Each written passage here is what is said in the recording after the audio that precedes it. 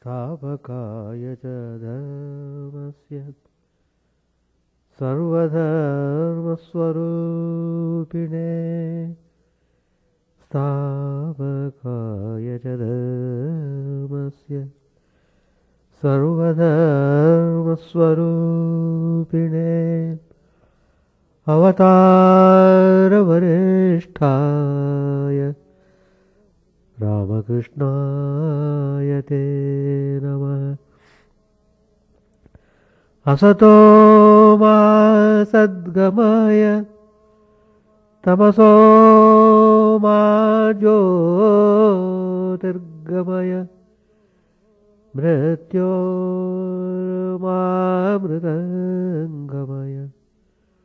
ॐ शान्ति शान्ति शान्तिः। Let us offer our salutations to Sri Ramakrishna, the embodiment of all religions, the Supreme God incarnate, who came to establish religion universal. Let us pray to Him to lead us from the unreal to the real, to lead us from the darkness of ignorance to the light of knowledge, to lead us from death to immortality. Today's topic I have chosen spiritual wisdom. If we are shrewd, careful, alert, we can really educate ourselves very thoroughly through our life and through the nature. God has provided spiritual education through the nature, through our interaction with our beings in this world. There is clear distinction between spiritual knowledge and secular knowledge, spiritual wisdom and secular wisdom. Secular wisdom always makes you more and more worldly, more and more imbibe all negative qualities in life, and finally they tend to make us miserable in this world. In a parallel way, the spiritual wisdom lies in all these experiences. They tend to teach us that life in this world would be in this way only. The more we become worldly, the more we tend to become miserable. The more we become worldly, the more we become stressful and lose our peace of mind. Real peace, real happiness, one can cherish only through spiritual way of thinking, spiritual way of learning, spiritual way of practicing.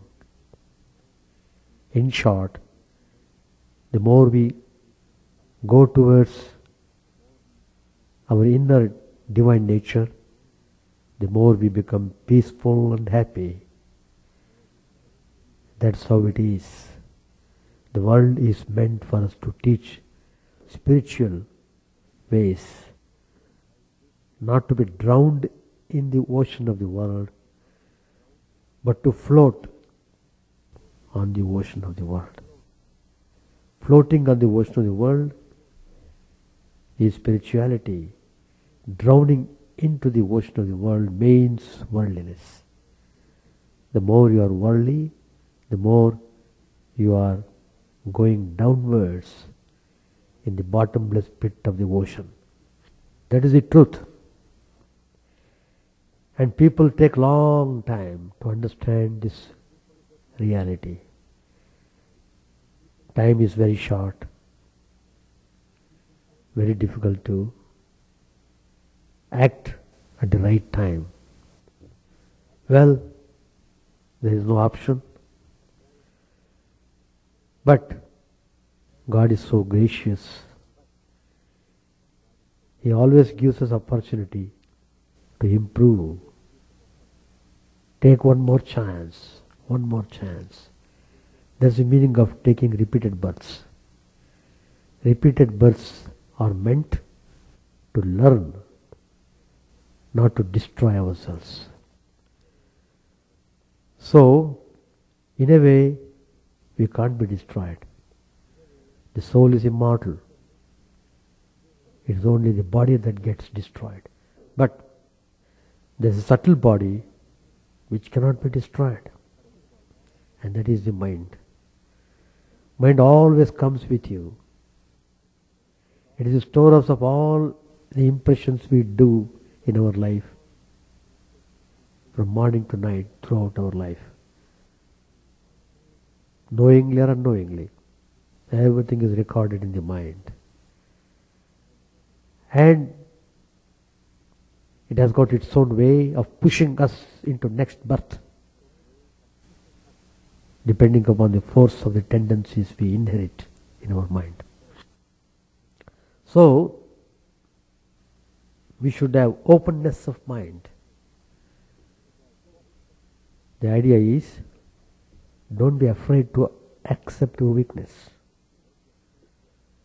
Don't be afraid to correct your weakness. Don't be afraid to practice spirituality.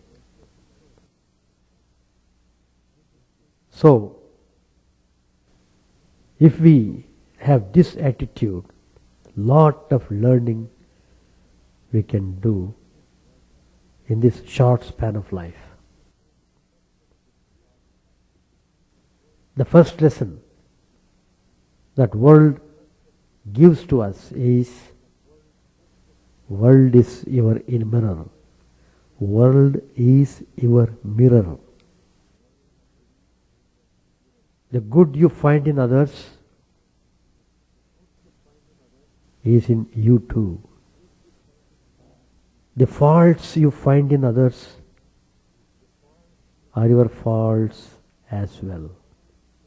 After all, to recognize something, you must know it. The possibilities you see in others are possibilities for you as well. The beauty you see around you is your beauty. The world around you is a reflection, a mirror showing you the person you are. To change your world, you must change yourself. To blame and complain will only make matters worse. Whatever you care about is your responsibility. What you see in others, show you yourself. See the best in others and you will be your best. Give to others and you give to yourself. Appreciate beauty and you will be beautiful. Admire creativity and you will be creative. Love and you will be loved. Seek to understand and you will be understood. Listen and your voice will be heard. Teach and you will learn. So this way, mind is our mirror. There is a parable about life which is very interesting. One day, a farmer's donkey fell down into a well. The animal cried piteously for hours as a farmer tried to figure out what to do. Finally, the farmer decided, well, the animal is already old. Anyway, it is well needed to be covered anyway. And it just was not worth retrieving the donkey. Anyway, it is old, it has to die. So let it go. He thought in this way. No pity, no sympathy for the suffering donkey which is trying to come up from the danger of losing the life. Anyway, the farmer invited all his neighbors to come over and help him. To help him to cover this donkey's body which is floating in the well. They all grabbed a shovel and began to shovel dirt into the well. At first, the donkey realized what was happening and cried horribly. Then, to everyone's amazement, he quietened down. A few shovel loads later, the farmer finally looked down the well, and he was astonished at what he was seeing. With every shovel of dirt that hit his back, the donkey was doing something amazing. He would shake it off and take a step up. As the farmer's neighbors continued to shovel dirt on top of the animal, he would shake it off every time and take a step upwards. Pretty soon, everyone was amazed as the donkey stepped up over the edge of the well and trotted off. Life is going to shovel dirt on us, and all kinds of dirt. The trick to getting out of the well is to shake it off and take a step up. That's the way how we should conduct our life in this world. That is spiritual wisdom. Be strong enough to face the world each day. As the famous saying of Swami Vivekananda, strength is life, weakness is death. You have to assert your strength. Strength is there inside. Unless you assert yourself, you won't understand the importance of it. So, how to make use of strength and weakness? That's the spiritual wisdom. Be strong enough to face the world each day. Each day is a challenge. Be weak enough to know you cannot do everything. Be generous to those who need your help. Be frugal with what you need yourself. Be wise enough to know that you do not know everything. Be foolish enough to believe in miracles. Be willing to share your joys. Be willing to share the sorrows of others. Be a teacher when you see a path others have missed. Be a follower when you are shrouded in the midst of uncertainty. Be the first to congratulate an opponent who succeeds. Be the first to congratulate an opponent who succeeds. Be the last to criticize a colleague who fails.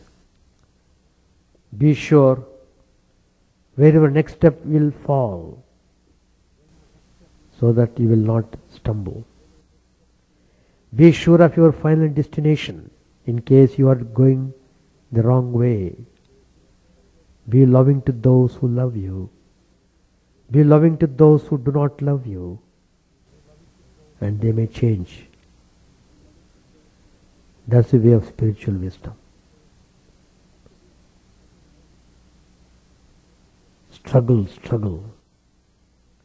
Struggle also educates us. As I said earlier, we must have openness of mind. We must have courage and boldness and confidence in reaching our destiny, the realization of the truth. Struggle we must. Without struggle, you will not get anything in this world. A man found a cocoon of an emperor moth. He took it home so that he could watch the moth come out of the cocoon. On that day, a small opening appeared. He sat and watched the moth for several hours as the moth struggled to force the body through that little hole. Then it seemed to stop making any progress. It appeared as if it had gotten as far as it could, and it would go on no further. It just seemed to be stuck. Then the man in his kindness decided to help the moth. So he took a pair of scissors and snipped off the remaining bit of the cocoon. The moth then emerged easily, but it had a swollen body and small, shriveled wings. The man continued to watch the moth because he expected that at any moment the wings would enlarge and expand to be able to support the body, which would contract in time. Neither happened. In fact, the little moth spent the rest of its life crawling around with a swollen body and a shriveled body and shriveled wings. It never was able to fly. When the man in his kindness and haste did not understand was that the restricting cocoon and the struggle required for the moth to get through the tiny opening was a way of forcing fluid from the body of the moth into its wings so that it would be ready for flight once it achieved the freedom from the cocoon. Freedom and flight would only come after the struggle. By depriving the moth of a struggle, he deprived the moth of health. Sometimes struggles are exactly what we need in our life. If we were to go through our life without any obstacles, we would be crippled. We would not be as strong as what we could have been. So, the spiritual wisdom is give every opportunity a chance. Give every opportunity a chance. As I said earlier, nature is ever ready to teach us spiritual wisdom. We are so foolish. We are not awakening to the reality. We just waste our time in enjoying the filth of the world. Well, how the nature helps us? Signals. At various stages of life, signals do come to us to give us an awakening towards the right path.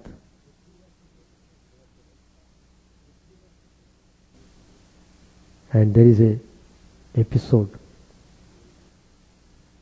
To understand this significance of the signals, the only survivor of a shipwreck was washed up on a small uninhabited island. The poor man prayed feverishly for God to rescue him, and every day he scanned the horizon for help, but none seemed forthcoming. Exhausted, he eventually managed to build a little hut out of driftwood to protect him from the elements and to store his few possessions. But then one day, after scavenging for food, he arrived home to find his little hut in flames, the smoke rolling up to the sky. The worst has happened. Everything was lost. He was stunned with grief and anger. Oh God, how could you do this to me? He cried. Early the next day, however, he was awakened by the sound of a ship that was approaching the island. It had come to rescue him. How did he know I was here? Asked the weary man of his rescuers. They replied, well, we saw your smoke signal. Smoke was coming up. That was a signal to trace you. It is easy to get discouraged when things are going bad. But we should not lose heart, because God is at work in our lives, even in the midst of pain and suffering. Remember, next time your little hut is burning to the ground, it just may be a smoke signal that summons the grace of God. So God helps us in mysterious ways, in invisible ways, through so many ways. In fact, it will be a test of our faith also in the reality. Do we still hugging the impermanent, unreal things of the world? Are you bold enough to quit everything, get rid of everything, and go towards reality? So signals, we must have the capacity to recognize the signal. That capacity comes through earnestness.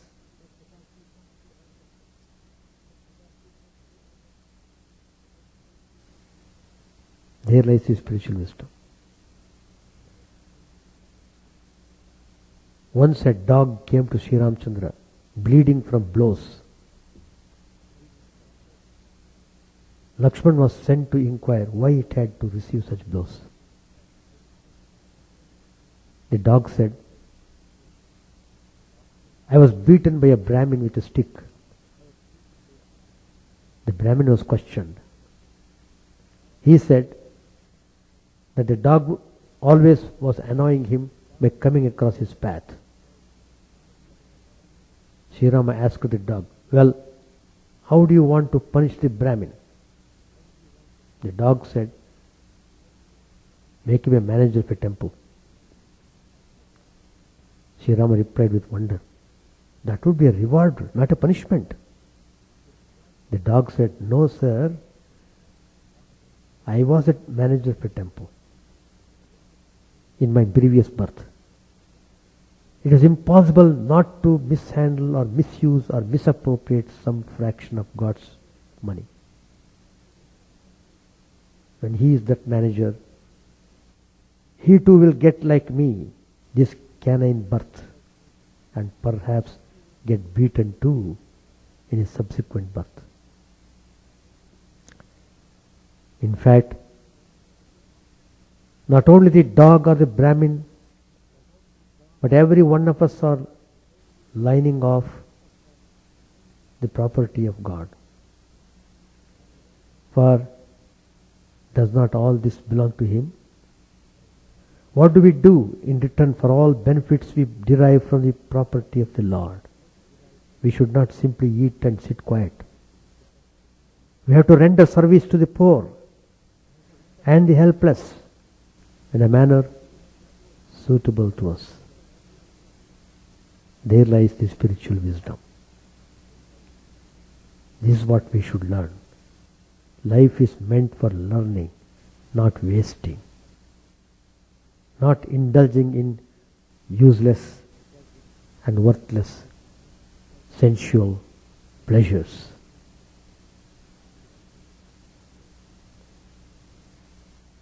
One day, Bhrigu Maharshi, the son of Varun, approached his father and asked him, "Father, will you enlighten me about Brahman?" Varun replied endearingly, "My dear son, none can enlighten anyone on Brahman. One has to experience through meditation. Go and do meditation and carry on self-inquiry. I bless you." Bhrigu went to the forest and sat for meditation. He used to carry on self-inquiry too. He used to contemplate on several questions related to the spiritual world. One day he thought, what is the most essential thing that is necessary for the existence of all living beings in general and man in particular?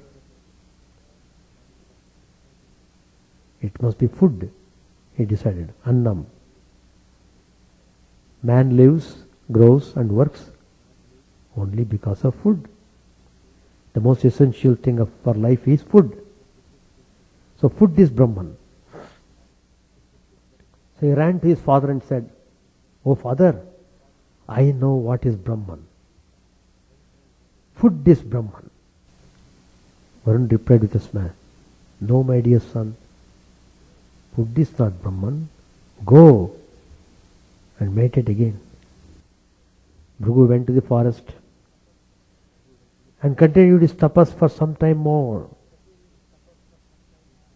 One day he thought, food may be essential, but unless there is energy, how can the food be digested? What is that energy? It must be prana, vital air. So prana is Brahman. So he went to his father and said, "Oh father, now I know what is Brahman. Prana is Brahman." Again Varun replied, "No, my dear son, go meditate again for some more days." Bhrigu obeyed. He continued his meditation. One day he thought, food is essential, prana is essential, but what is more essential? Unless one has desire to live and to eat, of what avail is food and prana? The seat of desire is mind. So manas is Brahman. He decided. So immediately Bhrigu came back and reported this matter to father. Said, "Oh father, manas is Brahman." Again Varun smiled and said, "My dear son, no, manas is not Brahman. Go. Do tapas again some more days." Bhrigu was puzzled. But at the same time he had great reverence towards his father, because his father was an enlightened one. And he is teaching him step by step. He just followed. Many of us do not feel much progress in spiritual life because we don't follow instructions of the teacher. We make a big show. The big show ends up in show only, not in realizing the truth.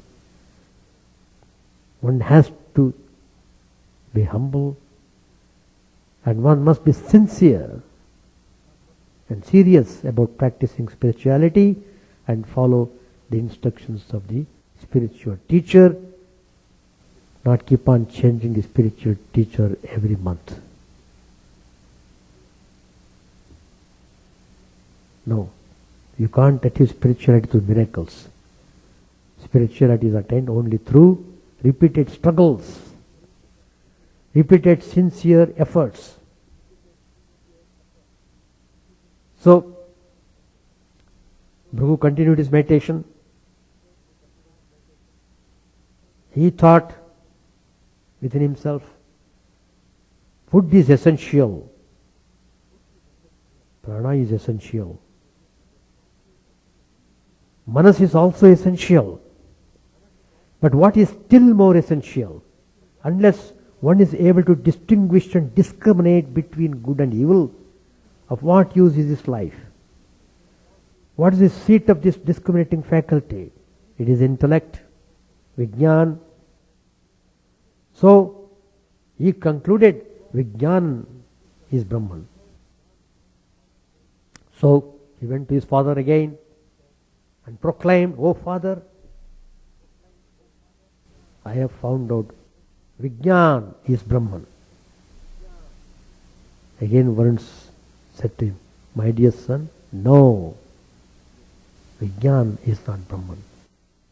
Go again. You need to do more tapas." The father said vehemently and vigorously. It provoked Bhrigu to go and do penance again. So he once again continued to do tapas. Then he thought, in his maturity of thinking, food gives strength, prana energizes, manas causes desires, and Vijnan endows man with discrimination. That is Viveka. But I must find out what is the ultimate goal of man's life. I have to experience it. Having thus resolved, he went into deep meditation again. One day he experienced an ineffable joy, and he sat utterly unconscious of the outside world. That day, Varun came to the forest in search of his son. He was happy to see his son absorbed in samadhi. He was not conscious of the outside world at all. From the effulgence which shone on Bhrigu's face, the father knew that his son had realized that bliss is Brahman. Anandam Brahma, Anandam. In the Upanishadic age, parents and preceptors used to encourage their students to ask questions. Yet they would not give them immediate answers. They would advise them to carry on self-inquiry and find out the answers for themselves. Experience is the best teacher. Experience. So, be ready to go through experiences. Through every experience, be ready to learn a lesson. Become more wise. Become more and more spiritual. Less and less worldly. Less and less selfish and cunning. Becoming more and more selfless and loving.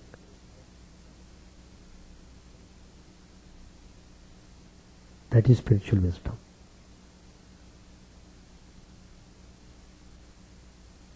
what is poverty and wealth.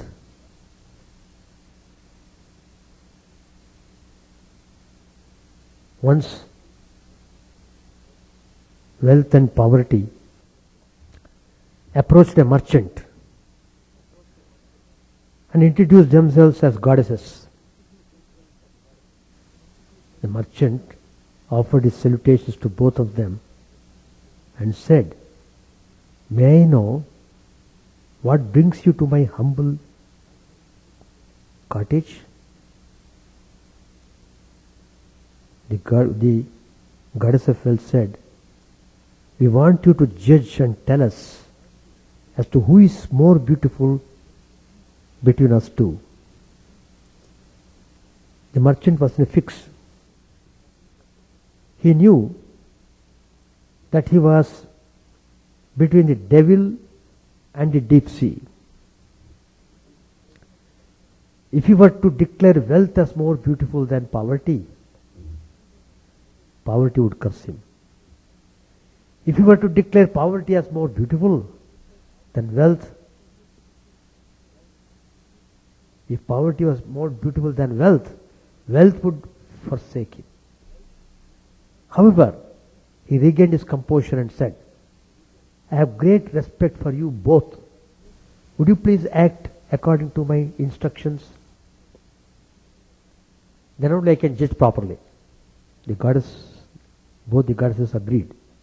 He said, "O Mother Wealth, would you please go to the entrance gates and walk into the houses? O Mother Poverty, would you please walk from here towards the gates? I can have a good look at you both from near and far." The two goddesses did walk as the merchant wished them to. Then the merchant happily declared, "O Mother Wealth, you appear very beautiful when you enter the house. O Mother Poverty, you look very beautiful when you leave the house." The goddesses appreciated the wit and wisdom of the merchant. The goddess of wealth happily stayed in his house, while the goddess of poverty cheerfully walked away. When a serious problem confronts us, if we look within and think calmly, a ray of hope and light will beam forth and show us the way. That is spiritual wisdom. Now, in that panic, he got drowned. During the Second World War, a steamer carrying Indian soldiers, his survival at breathless last. The third soldier thought, "I have with me the policy and documents of insurance. What a pity. I should have kept them at home. What will my wife do? I am sure to die." He also died. The other two men reinforced each other's faith in God. They said, "We shall not yield to fear. We shall prove that however desperate the situation may be, God will certainly protect man if he has faith in him." Even as they were talking like this, surprisingly, they found a helicopter sent from a coastal ship which had received signals for help, caught sight of these two men and hauled them up. When they were safe on land, they said, it's only 5 minutes between victory and defeat. Faith earned the victory. Lack of faith brought about defeat and death. That means the spiritual wisdom lies in holding on to faith. Never give room to desperation. Be always firm and determined develop and culture the faith properly, everything comes nicely in course of time. So spiritual wisdom is faith works miracles. Faith in God must be followed by character. Otherwise, without character, faith has no foundation. The ability, the stability must be cultivated. One must specialize in developing character properly, holding on to truth, being friendly to everyone,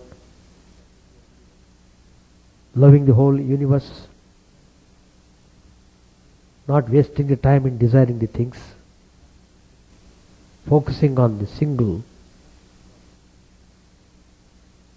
chosen path. That's the way. That's the way how the faith should be built up. Faith takes you easily towards the goal.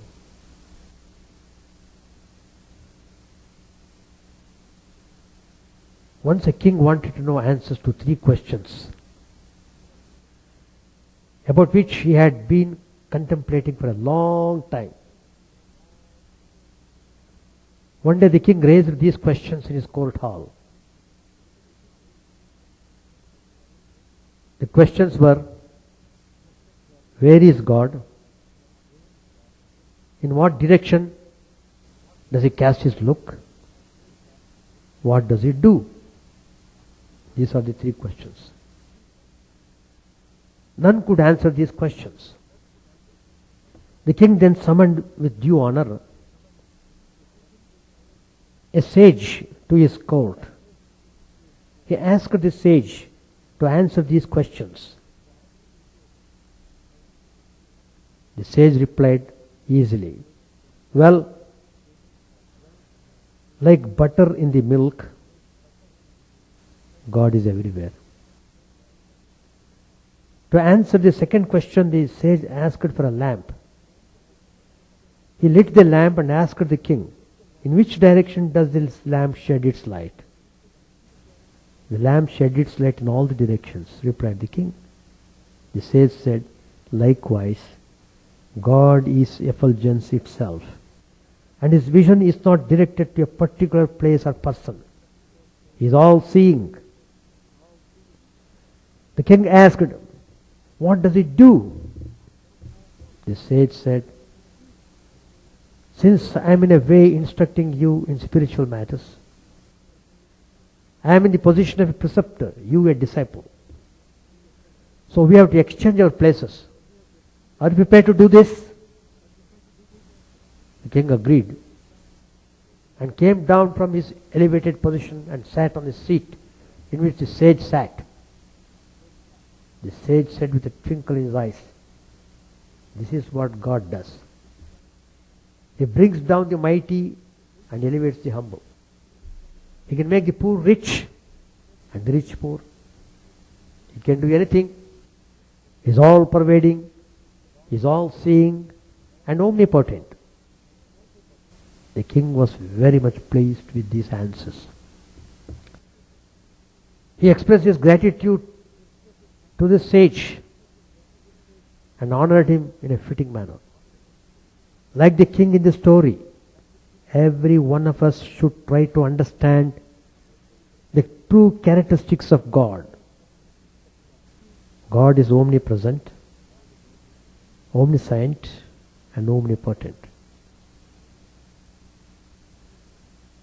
That means God is all pervading. There is nothing that is impossible for God. So, there should not be any doubt about the presence and the work of God. God works in this cosmic universe through his cosmic nature. We are all the instruments for God to work.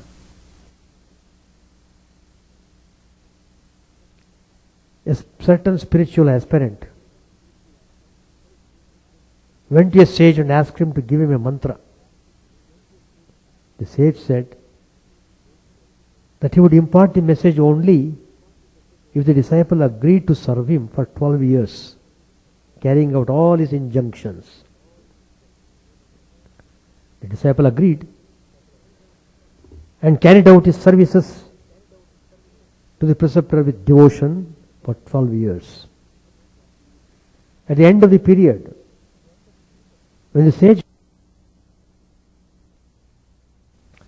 disciple went in search of a pamela leaf.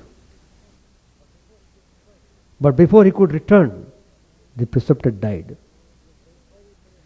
An inquiry from a boy who was there, he learnt that before dying, the sage had written something on a bed of sand, which a woman had copied and then wiped off the inscription. The disciple went in search of the woman who was having some donkeys. He learned from her that she had inscribed on the palm leaf roll that she wrote in her earlobe what she found on the sand. When she learnt from the young man that writing on the sand was a mantra intended for him, and for which she had served the sage faithfully for 12 years, the woman said that she would give him the palm leaf only if he served her dutifully for 12 years. The disciple was determined to get the mantra at any cost, agreed to serve her. The young man looked after the donkeys and served the woman for many years, living upon the food given by her. One day, he could not get the food from her and went about in search of food. At that time, he learnt that the king of the region had been feeding the poor for a long time, and that he might be able to get food if he went to the feeding places. And going there, he learnt that the king had stopped the feeding from that day because he did not yield the result he was expecting from it. The king had started poor feeding on the advice of his preceptor, who had told him that he would have a son if a truly godly man ate the food that he would serve to the poor. A bell was kept in the palace, and when it rang by itself, that would be the sign that a godly man had partaken of the king's food. As the feeding had gone on for long without the bell ringing, the king decided to stop the feeding. That was the very day when the young disciple went to the feeding place, and learning that all the vessels used for cooking the food had been sent to the river for cleaning, the young man hastened to the river bank to find out whether some food scraped from the vessels would be available for him. He found some crumbs at the spot and started eating them. At that very moment, the bell in the palace started ringing. The king was startled to hear the bell and immediately sent out messengers to find out who was the person who had eaten the food that day which made the bell ring. After inquiries, the messengers traced the young man at the river and brought him to the king.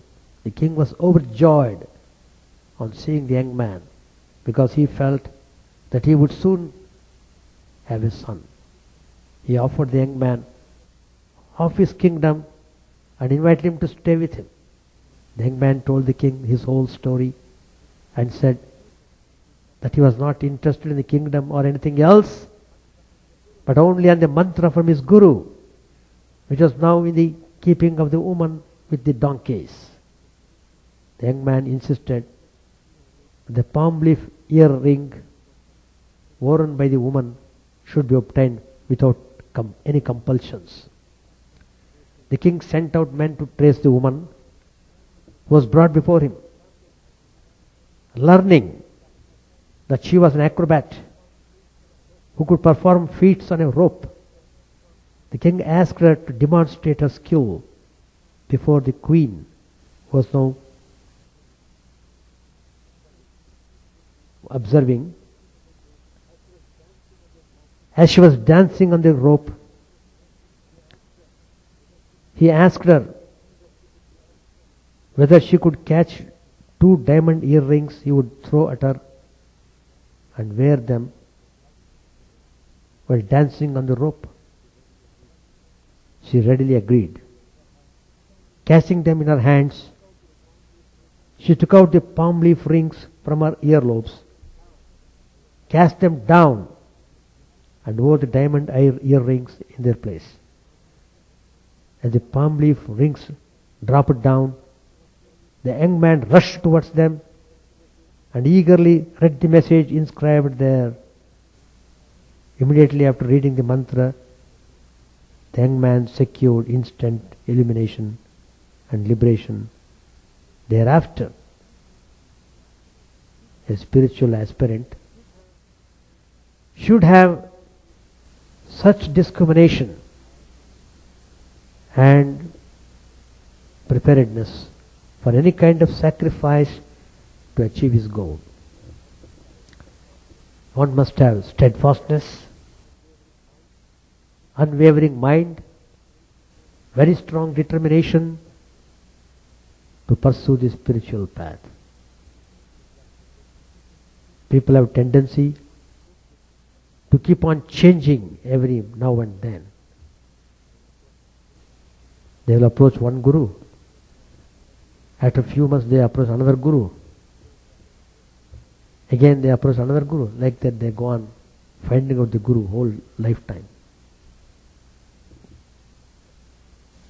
Such persons will not achieve anything in this life. Hold on to one guru, hold on to one mantra, hold on to goal. So with one pointed attention and focus, one will be able to realize the truth. Once you realize the truth, then you will be established in permanent peace and bliss. Permanent peace and bliss. Unalloyed happiness.